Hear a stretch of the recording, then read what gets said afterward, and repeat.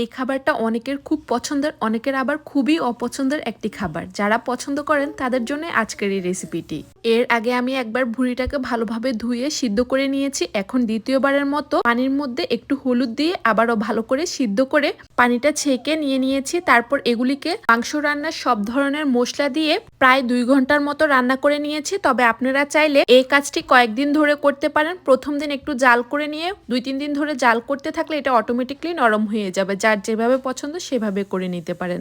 এবার এই ভুঁড়িটাকে আরো ভালো করে ভাজার জন্য অল্প একটু তেলের মধ্যে বেশি করে পেঁয়াজ দিয়ে পেঁয়াজটা কিছুটা নরম হয়ে আসলে এর মধ্যে অল্প অল্প করে সব মশলা আবারও দিয়ে দিচ্ছি।